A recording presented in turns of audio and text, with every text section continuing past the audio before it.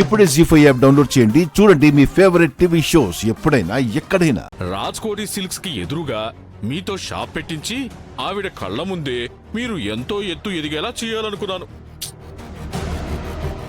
కానీ మనం ఇంకా పెట్టాలనుకున్న షాపు బోర్డు కూడా పెట్టకముందే ఆవిడ ఊరంతా హోర్డింగ్లు పెట్టించేసింది.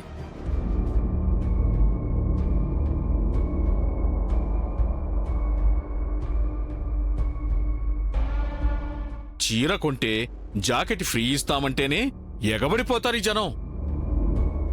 అలాంటిది కంచి నుంచి తెచ్చిన అమ్మవారి దగ్గర బట్టలు పెట్టి పూజ జరిపించిస్తాము అంటే భక్తితో పిచ్చెక్కిపోయి వెర్రెత్తినట్టు ఆ షాప్ మీద పడిపోతారు జనాలు.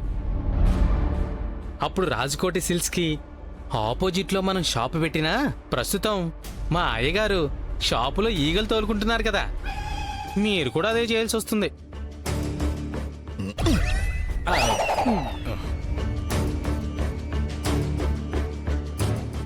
అలా జరగకూడదు.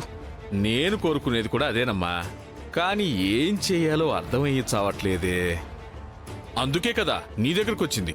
సేల్స్ పెంచుకోవడం కోసమే ఆ ఆనంద భైరవి ఆడుతున్న డ్రామా అని మనం ప్రచారం చేస్తే మార్కెట్లో ఈయన మాటకి అంత విలువ ఉందనుకుంటున్నారా ఏంటి?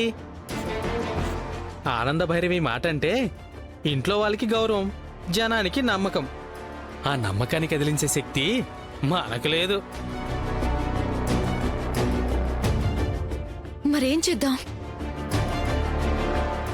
ఏం చేద్దాం?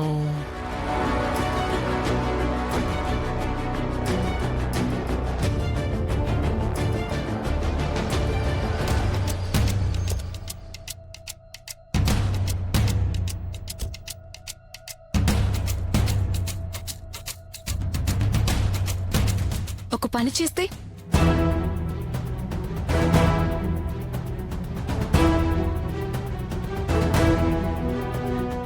ఆవిడ తెప్పించిన అమ్మవారి విగ్రహం ఉంటేనే కదా సెంటిమెంట్.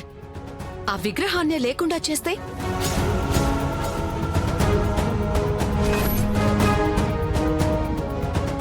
పెళ్లి బట్టలు ఎక్కడైనా కొనుక్కోవచ్చు, కానీ అమ్మవారి విగ్రహం దగ్గర పెట్టి పూజ జరిపిస్తామన్న మూలంగానే రేపు జనాలు ఎగబడతారు. ఆ షాప్లో విగ్రహమే లేదని తెలిస్తే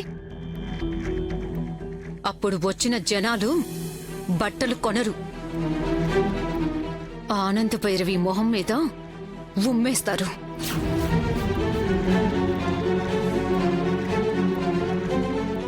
కరెక్ట్ అమ్మా. రాత్రికి రాత్రి ఆ విగ్రహాన్ని అక్కడి నుంచి లేపించేసి ఎక్కడైనా పారేస్తే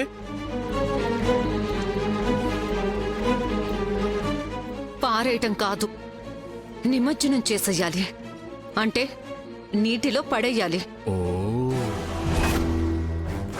ఏం పడేయాలి?